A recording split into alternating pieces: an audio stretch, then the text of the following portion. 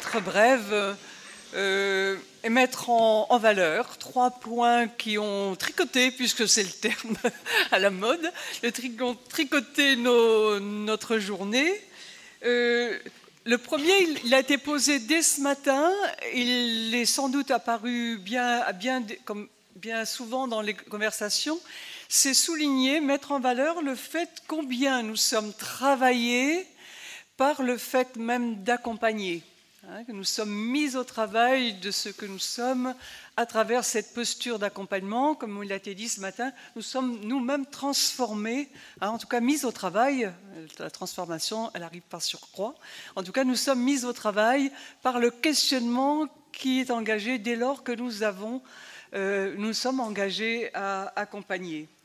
Le deuxième point que j'ai dit à plusieurs reprises, notre fil du tricotage, c'est que pour vraiment mettre en œuvre l'accompagnement, il y a la nécessité, donc nos actions, il y a la nécessité aussi de mettre en œuvre notre pensée, la manière dont on travaille, et que si nous mettons autant en valeur le liant de l'accompagnement, on ne peut pas le faire avec une pensée qui est clivée. Alors, ça nous sert à bien différencier les choses, mais après, le travail, c'est la mise en lien de ce qu'on a bien identifié, de ce qu'on a repéré. Donc, un penser autrement qui se fait collectivement aussi. Et le troisième point, ce que je vais mettre en mise en valeur, qui a été évoqué tout à l'heure par Damien, quand il a parlé d'ouvrir des possibilités, porté par une espérance, et puis lézarder les murs. Voilà. Et en fait, qui m'amène à souligner que nous devons changer de langage. Et je vais d'abord le poser, passer du langage du devoir au langage, et du langage du vouloir au langage du pouvoir. Alors, le langage du devoir, je crois que tout le monde sait de quoi il s'agit, c'est le tu dois. Tu dois faire ceci, faire cela, etc. On en a fait l'expérience, on en connaît les limites. Le vouloir, notamment le vouloir si tu veux, tu peux. S'il se bougeait, certainement ça changerait, etc. On en a connu les limites aussi. Et nous avons à redécouvrir un langage du pouvoir au sens du possible, de lézarder les murs, c'est-à-dire de découvrir des possibilités ou de découvrir ce pouvoir d'agir dont on a parlé depuis ce matin. Mais je ne serais pas cohérente avec ce que j'ai dit si je disais qu'il faut arrêter le langage du devoir et celui du vouloir pour ne mettre en place que le langage du pouvoir. Parce qu'en fait, les trois sont toujours là. Pour pouvoir, on le fait dans un cadre, on a parlé dans un cadre où on doit quelque chose, il y a des devoirs, il y a un cadre, et puis il faut un minimum mettre de soi, du vouloir, pour que ça se passe. Simplement, au lieu que le devoir soit en dessus et étouffe le reste, eh bien, on hiérarchise les choses. Voilà, les trois, on retricote, mais mettre au-dessus de tout ça le langage du pouvoir au sens de puissance, possibilité et pouvoir d'agir. Voilà pour terminer.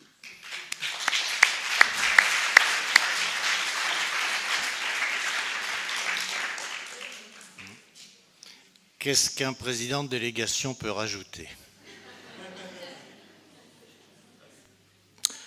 Un président de délégation, c'est un bénévole, c'est-à-dire quelqu'un qui s'intéresse en priorité à la vie des équipes et des personnes engagées. D'où le questionnement ce soir sur les applications plus ou moins concrètes de la réflexion d'aujourd'hui. Vers quoi nous envoie cette journée pour aller plus loin ? Je crois que si on jette un peu un regard rétrospectif, c'est une journée qui nous a renvoyés vers le cœur, vers le centre, et c'est une journée qui nous a renvoyés vers l'entre-deux. Je vais m'expliquer. Une journée au centre, une journée au cœur de la démarche du Secours catholique. C'était une journée sur le sens. Un bénévole a besoin de donner sens à son engagement. Il a besoin d'inscrire cet engagement dans un projet, et un projet qui donne sens. Le projet du Secours catholique est un projet porteur de sens. Mais c'est un projet c'est un projet qui est vivant. Il évolue. Et dans cette évolution du secours catholique, certains s'interrogent, voire peuvent être parfois un peu perdus. Je crois que la journée d'aujourd'hui a donné des repères, avec deux aspects qui sont au cœur de notre démarche. Le premier, ce qui est spécifique de la démarche du bénévole du secours catholique, c'est l'accompagnement. Si la posture d'aide a été ou est encore une porte d'entrée, ce n'est que la porte. Le cœur de la maison secours catholique, c'est l'accompagnement qui découle de l'association avec les personnes. L'accompagnement dit un choix de société qui donne la priorité à l'émancipation pour l'autre. Il y a là la conviction que de la rencontre naît cette émancipation pour soi-même et pour l'autre. Et je cite ce mot de Jean Rodin, le fondateur du Secours catholique. Il disait ceci: animer une délégation, un comité paroissial du Secours catholique, c'est avant tout épanouir, faire confiance, susciter. Est-ce que l'on n'a pas là aussi des éléments forts de la définition de l'accompagnement? Je crois qu'on est bien dans la ligne de l'intuition fondatrice du secours catholique.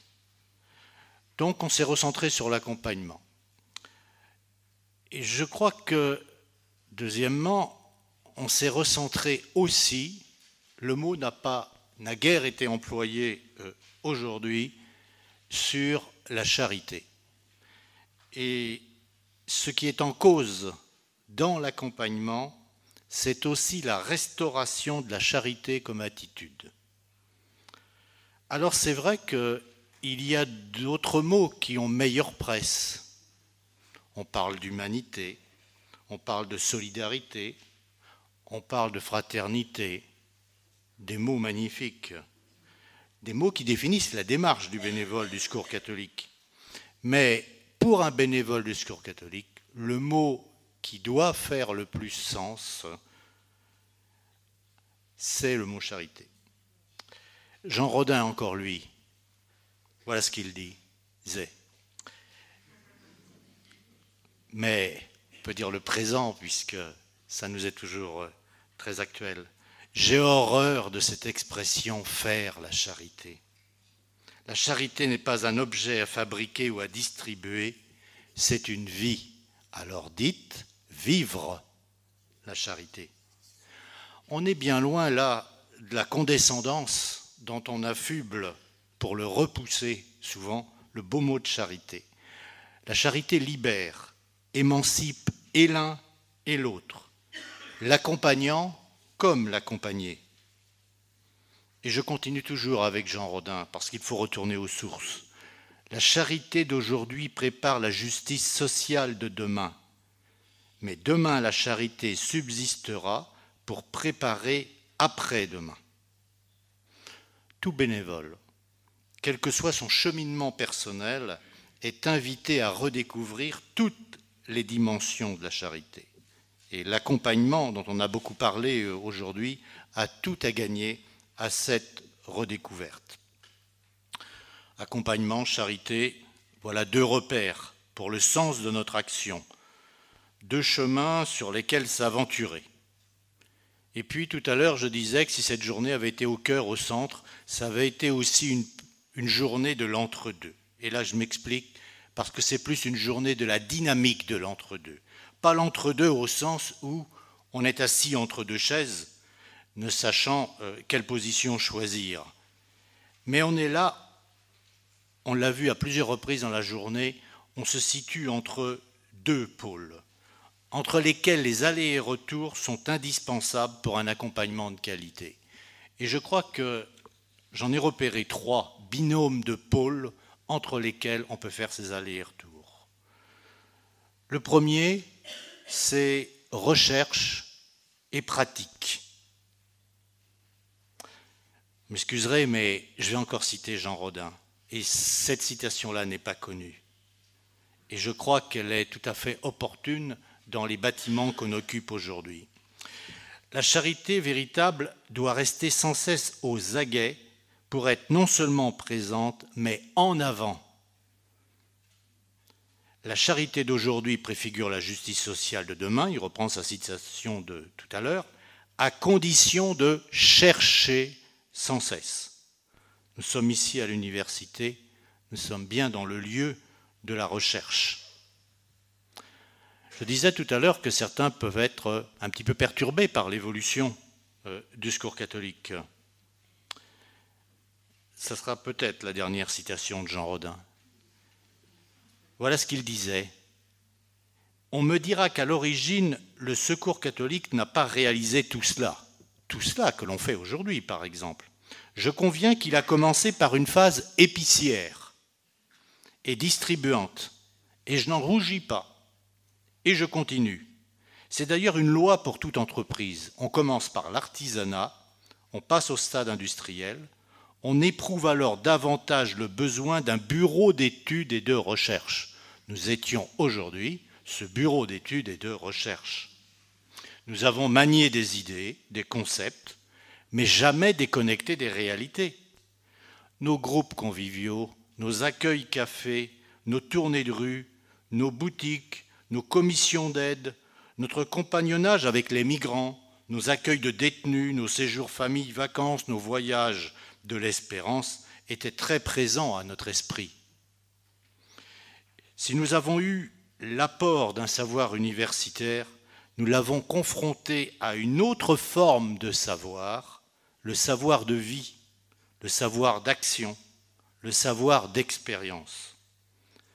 Et cet aller et retour entre réflexion et action est indispensable à l'évolution de nos pratiques.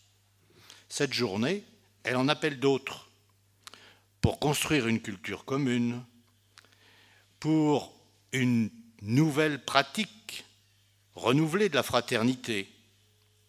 Et tant qu'à lancer des perspectives, on a parlé beaucoup d'eux aujourd'hui, mais ils étaient absents. Est-ce que la prochaine fois, on fera avec elles les personnes accompagnées? Deuxième binôme entre lesquels je pense qu'il faut qu'on développe les allers-retours, c'est entre idéal et réalité.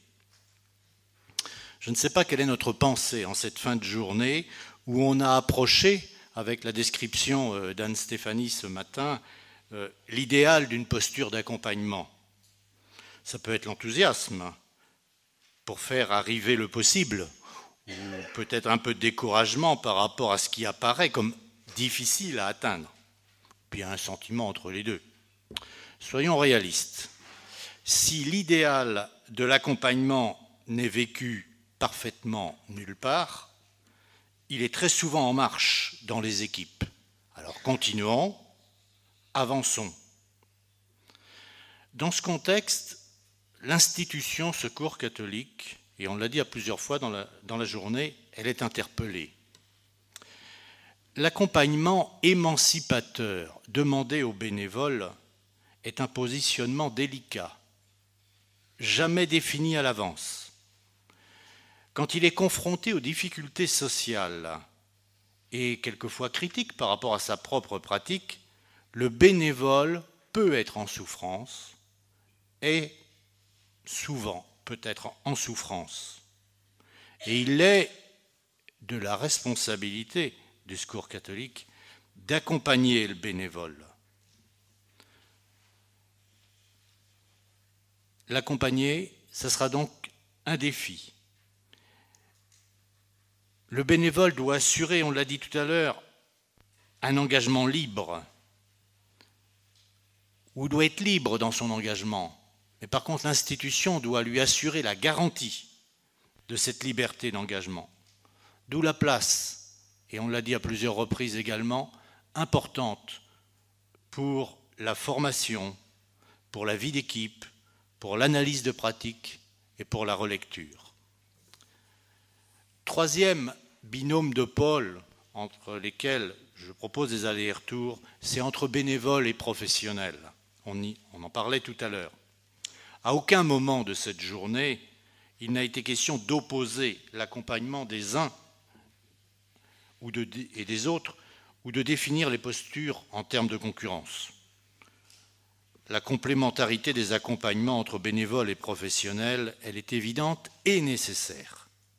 Le bénévole a besoin de l'accompagnement du professionnel, comme le professionnel trouve dans l'accompagnement du bénévole quelque chose qu'il ne peut, qu'il ne doit quelquefois pratiquer, mais qui complète son action.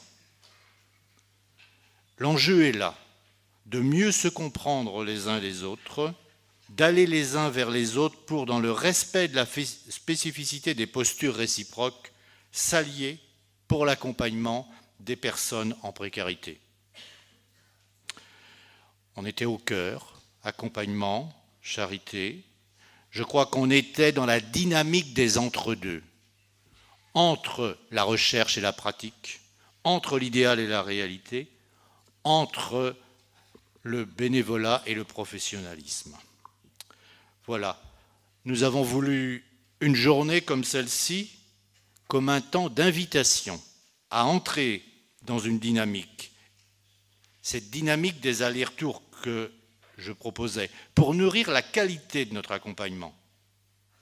Et on va le nourrir de la complémentarité professionnelle bénévole, de la confrontation idéale-réalité. On va le nourrir de la confrontation entre l'analyse universitaire et notre savoir d'expérience. Nous espérons que la journée, elle a été à la hauteur du projet et que l'engagement des uns et des autres y aura trouvé un nouvel élan. Je voudrais, pour terminer, remercier un certain nombre de personnes qui ont été les acteurs, les artisans, les fabricants de cette journée. Ce sont d'abord les intervenants de l'université, Maëla Paul, Anne-Stéphanie Deschamps, Hugues Pancouteau et Catherine Clénet. Remercier également les intervenants du Secours catholique, Bernard Thibault, Damien Rouillet, Jacqueline Fanen, et puis on n'oubliera pas Michel, là où elle est. Remercier les professionnels, Marie Le Guil, Anne-Françoise Courteil, les 26 professionnels que je ne saurais nommer qui sont présents dans la salle, mais remercier aussi les stagiaires qui sont accueillis et qui sont les bienvenus au Secours catholique d'Ille-et-Vilaine. Valentine à Vannes, Candice à Rennes, Floriane à Saint-Malo. Elles aident le Secours catholique à s'interroger sur ses pratiques. Merci aux 150 bénévoles présents dans la salle aujourd'hui.